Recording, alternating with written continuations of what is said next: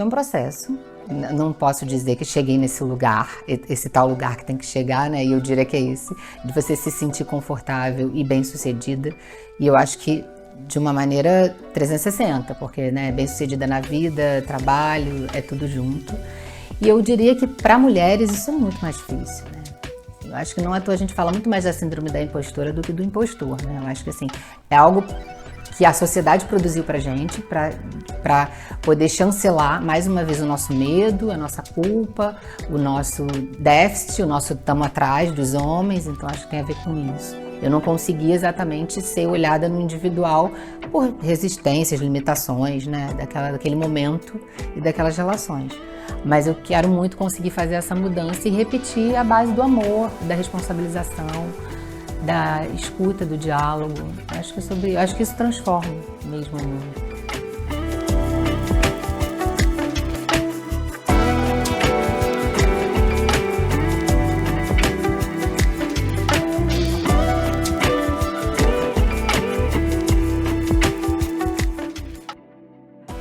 Cíntia Neime, falei certo? Falou. Obrigado por estar aqui com a gente hoje, na verdade, por receber a gente aqui hoje na casa de vocês.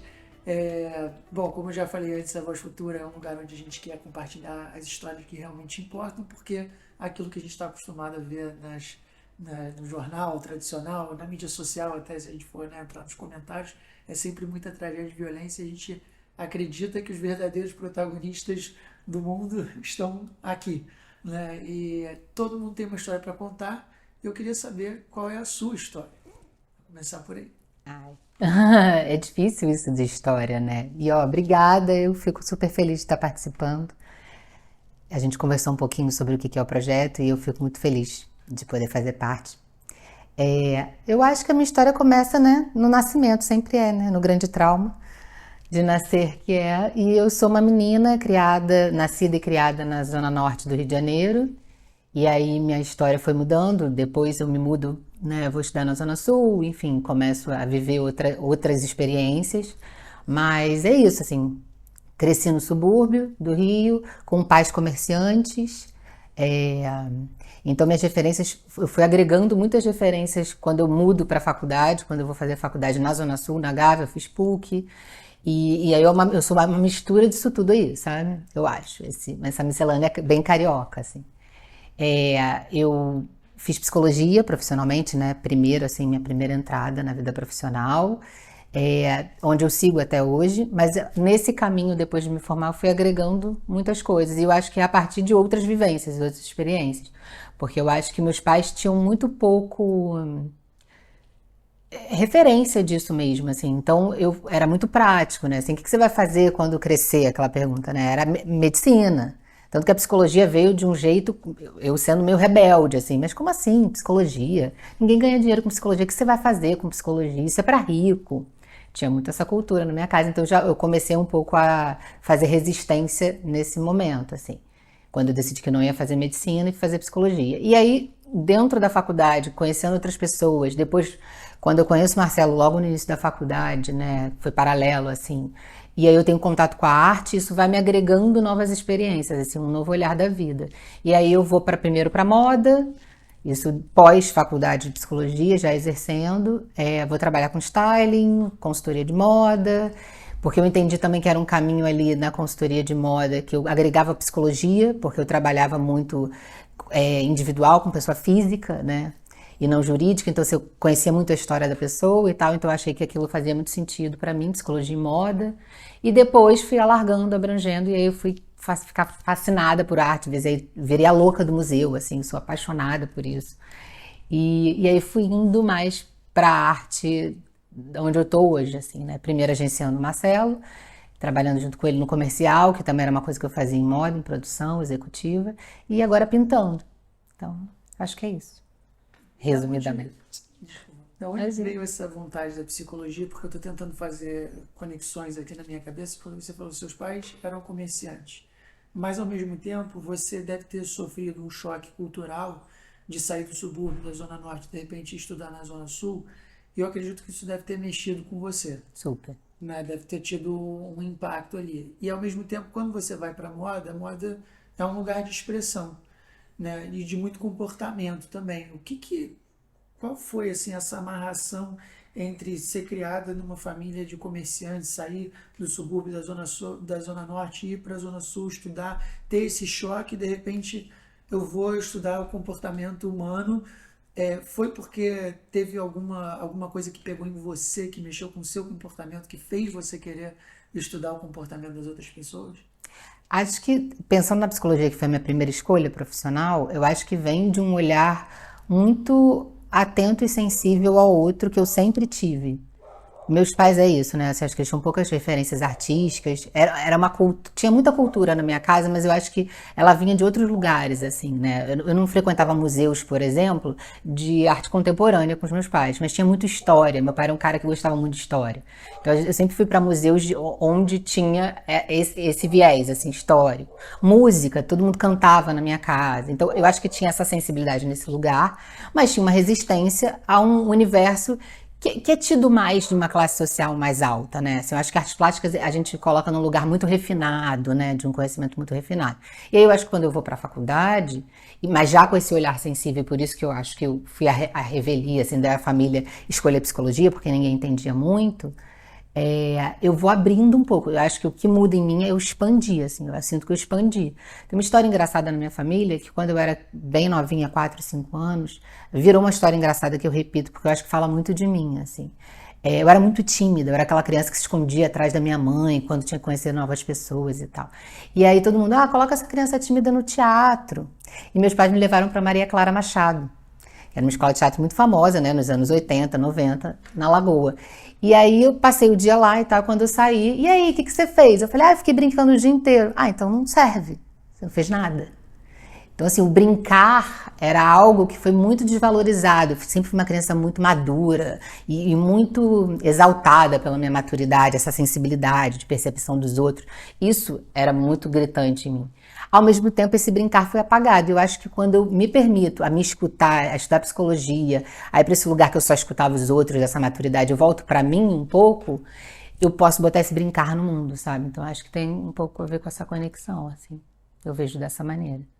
Tem uma coisa curiosa que você falou e que isso diz muito sobre a educação e a forma como ela é apresentada, né, para o mundo, nas escolas, etc., que vem até de um lugar meio religioso e tudo, mas que geralmente a gente tem essa mania de querer, a gente que eu digo, né, os pais com os filhos, né, o professor na escola, que é fazer a criança ser alguma coisa que ela não é. Então, assim, se ela é tímida, bota no teatro. Se ela é ruim em matemática, dá aula de reforço.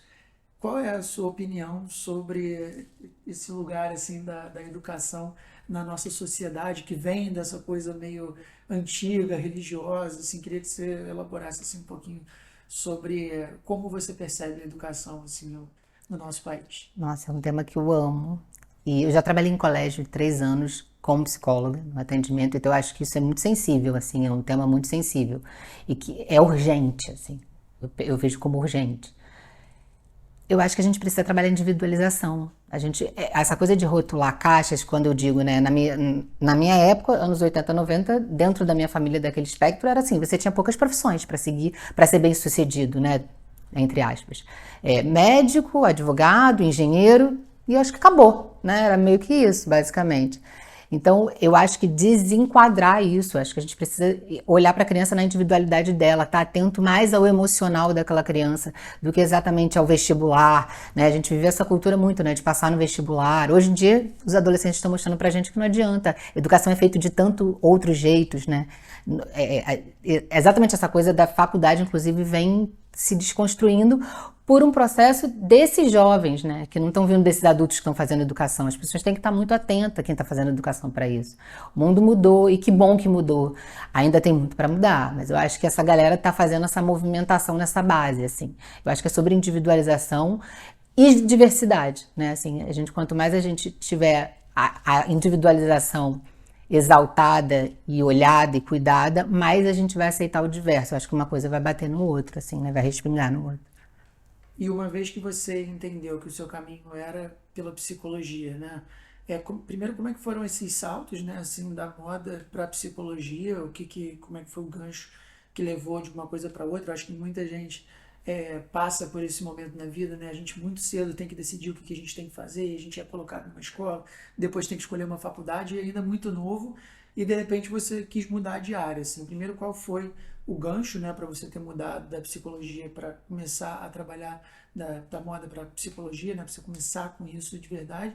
E quais foram, assim, suas experiências com isso até aqui? Assim, qual é a transformação que você sente tanto em você como nas pessoas com as quais você trabalha? Olha, eu acho que, na verdade, foi da psicologia para moda, né? Assim, eu termino a faculdade de moda e pouco depois eu começo a entender esse processo artístico em mim. E ele primeiro veio pela moda, porque eu sempre gostei, e eu acho que roupa é uma coisa mais palpável, né? Qualquer, assim, adolescente, de novo, da minha época, assim, tinha um acesso muito grande à revista de moda, de comportamento. Então, eu acho que foi por ali. Foi com alguma conexão minha, um pouco mais jovem, e ligando algum tipo de expressão artística, assim. E aí eu tento unir as duas coisas e eu não sinto que eu migrei. Eu briguei muito durante muito tempo, eu resisti muito a isso. Acho, inclusive, por conta desse enquadramento, que a gente tem que ser alguma coisa, a gente precisa se decidir. Né? A sociedade te exige isso. Você precisa ser como assim, se você é tudo? E eu ficava com aquela clássica síndrome da impostora, então se eu faço tudo mal feito, porque eu faço muita coisa. Isso foi muito sofrido para mim. Esse foi um processo de aceitação, assim, que eu acho que é muito recente, inclusive, sabe? Então, assim, eu sinto que, na verdade, eu agreguei coisas na minha formação. Tanto que a psicologia continua fazendo parte, eu continuo atendendo no consultório. Eu fui agregando e entendendo o tempo que eu queria naquele meu presente investir em cada projeto, sabe? Então, acho que é sobre isso, assim, e eu acho que eu perdi a segunda pergunta. Eu queria te perguntar, na verdade, uma outra coisa agora, em cima do que você Aham. falou, porque você falou um pouco sobre essa coisa da síndrome da impostora, das pessoas tentarem, né, te colocar em algum lugar, e eu acho que isso tira um pouco a nossa consciência sobre também o que é ser bem-sucedido, né? Porque se a gente não sabe exatamente onde a gente está, como é que a gente vai saber se a gente conquistou o espaço, né, ao qual a gente pertence? Você, hoje, que, pelo que você me diz, é uma pessoa múltipla, né, que foi agregando diferentes coisas, que foram diferentes aprendizados ao longo da vida para se tornar quem você se tornou. Você se considera uma pessoa bem-sucedida ou ainda tem essa vozinha aqui do lado que desconfia? Acho que é um processo. Não posso dizer que cheguei nesse lugar, esse tal lugar que tem que chegar, né? E eu diria que é esse, de você se sentir confortável e bem-sucedida. E eu acho que de uma maneira 360, porque, né, bem-sucedida na vida, trabalho, é tudo junto. E eu diria que para mulheres isso é muito mais difícil, né? Assim, eu acho que não à toa a gente fala muito mais da síndrome da impostora do que do impostor, né? Eu acho que assim, é algo que a sociedade produziu pra gente, para poder chancelar mais uma vez o nosso medo, a nossa culpa, o nosso déficit, o nosso tamo atrás dos homens, então acho que tem a ver com isso mesmo, assim. E acho que é sobre isso mesmo, assim. O que você pode dizer enquanto mulher para a sociedade é, e que os homens deveriam mudar com relação aos seus comportamentos? Nossa, essa pergunta é muito difícil, porque eu acho que é uma estrutura, né? Tudo é construído para isso, né? Assim, a primeira coisa é mulheres estarem em cargos de decisão, né? Assim, e aí é muita coisa que vai ter que ser mexido, é isso. Eu acho que é na luta mesmo, né? À toa que a gente está passando por esse grande segundo momento, assim, né? Do movimento feminista. Eu acho que é na resistência, é na luta, é falando sobre, é buscando conhecimento, é criando os meninos de uma melhor forma, né? Acho que vai demorar mesmo, porque tem muita renovação para ser feita. Eu acho que, de novo, não dá para ser rápido, não dá para dizer que a gente chega nesse lugar. A gente está construindo esse lugar, né? Mas é isso, consciência, informação. Acho que informação é a base de tudo, né? Também. Diálogo, acho que esse tipo de conversa, né? A gente poder trocar. Então é um caminho, diálogo, escuta, conscientização, informação, políticas públicas, né? Com certeza. Você foi criada de uma maneira que me parece que, né, você se tornou uma pessoa muito consciente assim sobre si, sobre suas habilidades. A gente, né, ao longo do processo de terapia, a gente aprende a culpabilizar algumas pessoas, não aprende, mas a gente acaba falando, né, sobre assim, então a culpa é do meu pai, a culpa é da minha mãe, a gente vai trazendo esses pequenos culpados para a pessoa que a gente se tornou. E costuma, né, ter um viés um pouco negativo, né, quando a gente está nesse processo de desconstrução sobre nós mesmos, mas a gente queria trazer uma pergunta aqui que é assim, a culpa é de quem no sentido bom, né? Quem são os culpados positivamente para a pessoa que você se tornou? Como é que foi a sua criação e as pessoas que contribuíram para ela? Acho que assim, junto com algumas falhas que todos os pais terão, tive muito amor, era uma família muito amorosa, muito presente. E eu acho que isso também mexe na base da sociedade. Eu acho que a gente estava falando disso antes, né? Talvez o que mude uma sociedade também seja a possibilidade de famílias serem presentes e amorosas, né? Assim. Então, acho que isso e o senso de responsabilização, assim, de não apenas a gente poder culpar os outros, mas a gente se responsabilizar e tomar as rédeas para si, né? Assim, sou adulta, o que eu vou fazer com isso que foi a minha história, né? E eu sempre tento a olhar para mim dessa maneira mais responsável, assim, como que eu vou cuidar de mim para poder ser uma melhor pessoa, profissional, mulher nesse mundo, para poder transformar, né? Assim, eu quero ter relações saudáveis, né? Buscar ambientes saudáveis, olhar para mim, entender os meus processos e não repetir certos erros, né? Olhar para a história para a gente poder mudar ela, né? Não ficar repetindo. Então, acho que é por aí, assim. Quais foram assim, os grandes aprendizados que você teve com os seus pais? O que eles te ensinaram que você quer levar agora para sua filha ou seu filho? Filha, Yolanda. Yolanda. Acho que amor, de novo, assim, é conseguir ter um ambiente saudável, amoroso, diálogo, escuta, individualização, saber respeitar a individualização daquela. Porque isso eu acho que é uma mudança na minha história. Eu acho que é aquilo que eu falei antes, né? Assim, eu não conseguia exatamente ser olhada no individual por resistências, limitações, né? Daquele momento e daquelas relações. Mas eu quero muito conseguir fazer essa mudança e repetir a base do amor, da responsabilização, da escuta, do diálogo. Acho que isso transforma mesmo o mundo. E falando em transformação, assim, quais são os projetos que você teve envolvida, que você está envolvida agora, que você acha que são importantes da gente falar sobre, das pessoas conhecerem? A gente estava falando de infância, né? E eu acho que é a base onde tudo pode mudar, né? Depois eu falei dos jovens, que eu acho que eles vão, né, realmente movimentar essa base da sociedade. Tem um projeto que eu fiz parte durante algum tempo, Casa da Árvore, é um projeto que acontece no Rio de Janeiro, em comunidades cariocas, que eu acho que ele é raro, sabe? Ele se faz um grupo de pessoas, de psicólogos, fazem psicanálise dentro das comunidades de um jeito muito desconstruído, sabe? Porque às vezes a gente tende também o que ter resistência a um processo terapêutico, psicanálise tem muito preconceito ainda, né, em relação à saúde mental. Eu acho que talvez por essa idealização do que é, né, você vai sentar num divã da coisa clássica, né, vai ficar de costas para o analista, você não vai falar, o analista não vai falar nada. Isso assusta muito, isso separa. Eu acho que quanto mais a gente coloca uma proximidade entre as coisas, e aí o conhecimento é muito importante, a informação, mais aquilo dissemina de um jeito mais potente, assim. E esse projeto Casa da Árvore, ele é simplesmente um espaço em cada comunidade, né, nas que eles fazem parte, onde crianças e profissionais ficam brincando o dia inteiro. Não tem regras, grandes regras, tirando salvas exceções, assim.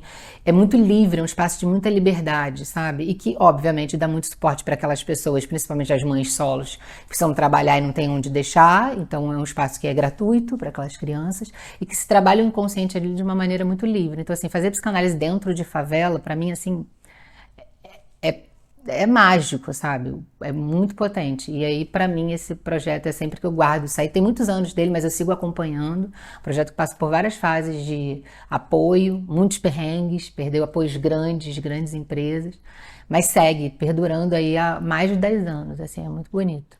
Tem alguma história específica que tenha acontecido nesse projeto Casa da Árvore que você lembra e que te marcou? Então, eu não vou contar de dentro da Casa da Árvore, eu vou contar como eu saí. Que eu acho que é significativo da gente pensar na estrutura e do quanto é importante ter apoio, né, e cuidado para esse tipo de projeto. Eu saí porque bem na época que eu acabei saindo, eu trabalhava no Chapéu Mangueiro, na unidade Chapéu Mangueira, na zona sul do Rio. E teve uma grande guerra dentro da favela, de dominação dentro da favela. E aí eu passei a não ter mais coragem de ir para o projeto. com medo, temendo a minha vida, porque a gente não tinha nenhum tipo de segurança. Então eu não suportei, eu não sustentei, nem me orgulho disso não, sabe? Eu gostaria até, eu me culpei durante um tempo, mas enfim, cada um tem os seus limites, né, assim, porque era muito pesado saber que você ia tentar ajudar as crianças, você não sabia se você ia conseguir vê-las, se elas iam conseguir chegar, se você ia estar seguro de estar lá. Então talvez eu acho que isso seja uma experiência importante da gente pensar, que talvez se tivesse um outro apoio, um outro tipo de cuidado para aquele tipo de projeto, eu não teria saído, assim como outras pessoas não teriam saído. Projetos teriam durado mais em algumas comunidades, porque projetos acabaram. Essa, por exemplo, logo depois que eu saí, acabou naquela unidade. Então, eu acho que isso é uma memória importante que eu tenho. Sei que é uma pergunta difícil de ser respondida, mas assim, o que a gente pode fazer enquanto sociedade para melhorar um pouco essas relações, né? Esses espaços onde existe muita insegurança, muita violência. O que a gente poderia fazer? Eu também não sei a resposta, mas essas conversas aqui elas ajudam a pensar um pouco, né, sobre quais são as alternativas que a gente tem. Eu acho que nós, como sociedade civil, é fazer projetos desse tipo de conscientização, projetos dentro da comunidade. Agora, o que de fato a gente precisa, eu acho que a política pública não tem jeito, né? Assim, eu acho que a gente precisa mudar quem está lá fazendo isso e quem realmente pode mudar grande, né? Ou também investimento de grandes empresas, que é quem tem muito dinheiro e consegue abarcar uma grande mudança. Eu acho que é uma união de todo mundo, né? Eu acho que basicamente. Hoje, como é que funciona assim, o seu trabalho? Porque eu entendo que tem algumas frentes, né, de atuação. Hoje você está na psicologia, está na arte. Como é que essas coisas se misturam e como é que elas se confundem? Acho que se confundem o tempo inteiro, mas se divide de um jeito bem objetivo, assim. Eu tenho dias que eu estou no consultório, eu tenho dias que eu estou no escritório e eu tenho dias que eu estou pintando no ateliê. É bem setorizado. Exige organização, que eu acho que é uma coisa importante também. A gente está falando do que é importante para se formar, né? A organização eu acho que é algo muito importante. E eu nem sempre fui tão organizada. Eu acho que esse caos de ser tudo muito junto vem disso também. Eu tive que em algum momento ir me organizando e acho que quando a gente organiza dentro, a gente organiza fora, né? É um reflexo. Então é isso, assim, tem dias que eu me divido entre o consultório, tem dias que eu me divido no trabalho comercial agenciando o Marcelo, e na execução e tudo mais. Acabou que esse projeto com ele, que começou no comercial, né, e no executivo, se transformou um pouco nesse lugar do criativo também, porque acaba que a gente também cria muita coisa junto. E essa parte da pintura, que aí é o meu dia que é o mais difícil para mim, na verdade, porque eu acho que coisas objetivas são mais fáceis, né? Quando é para entrar na subjetividade, é um processo mais difícil. Sobre o que você pinta? Mulheres, histórias femininas. Eu acho que tem a ver com o meu processo bem individual, assim. E eu só percebo isso a posteriori, assim. No início eu não sabia muito, eu fui fazendo bem de uma maneira bem livre, bem solta. Eu começo a pintar mais intensamente durante o início da pandemia. Antes eu tinha experimentado bem pouca coisa. E aí, quando eu me vi, eu ganhei um livro de. Porque faz sentido, eu acho. Eu ganhei um livro de uma amiga sobre ciclo menstrual e era para preencher aquele livro e tal. Eu nunca encostei no livro para fazer um preenchimento. Porém, eu li o livro e vi todas as ilustrações e eu fiquei tocada por isso. E a primeira sériezinha que eu pinto é sobre úteros, nascimento, vaginas, é tudo esse universo feminino. E depois disso, eu acho que eu fui encontrando muito um lugar mais subjetivo mesmo, sabe? E aí roda muito nesse universo, assim, eu acho que eu venho encontrando uma voz minha nesse mundo, foi aquilo que a gente falou, não tô pronta, definitivamente, e de dialogar com outras histórias femininas também. Você sente que a sua voz mudou ao longo dessa trajetória toda, né? Assim, da infância até o momento que você está e, né, se como ela mudou, para onde ela está indo, assim, né? Qual que é a mudança na sua voz que você consegue perceber ao longo desse tempo? Mudou muito, eu acho que tem sempre uma essência, né? Se eu olho para lá, tem tudo um porquê e uma essência sempre, de perceber coisas depois de um tempo. Mas eu acho que ela segue mudando, mudou demais, segue mudando, e eu espero que ela continue mudando até o último dia que eu estiver aqui, né, presente, porque eu só acredito nisso. Se eu parar, não faz sentido, né? É sobre evoluir, a gente fala muito de evolução, né? É sobre evoluir para um lugar onde a gente se sinta mais conectada com essa voz, né? Autoconhecimento tem muito a ver com isso, né? A gente se conhece e depois a gente consegue botar pra fora, porque também não adianta. Eu acho que eu cheguei num momento que eu começo a colocar essa voz no mundo, sabe? E aí talvez pela pintura, não só pela palavra, dentro de um ambiente reservado de consultório, né? Então acho que eu tô expandindo essa voz. Eu ia perguntar qual é a voz que você quer deixar, mas eu acho que é essa, né? Eu acho que é a experiência, porque eu não vou conseguir, eu não quero influenciar na voz de ninguém, eu quero que cada um encontre a sua voz e aceite a sua voz, né? Se eu pudesse desejar, a minha influência seria essa, assim. Vou mudar um pouquinho a última pergunta que eu ia fazer, mas que é assim, qual é a voz que a gente precisa ouvir? Quem que a gente ainda não conhece no mundo que a gente precisa escutar, o projeto, a pessoa que você gostaria de recomendar para a gente poder entrevistar numa próxima vez? Olha, eu falei do projeto da Casa da Árvore, eu acho que é um projeto muito interessante de se conhecer, mesmo assim, porque eu acho que pega nessa base e tem a ver com isso, né, de escutar a própria voz. Mas mais do que isso, eu não vou nem falar só de projeto, eu acho que cada um tem que escutar a sua própria voz, né? A gente pode se inspirar e mirar em outras pessoas e histórias para poder encontrar a nossa própria voz, é cada vez voltar para esse lugar, assim, que aí eu acho assim que a gente vai fazer a diferença no mundo, porque a gente é único, né? Legal, obrigado. Obrigada. Valeu.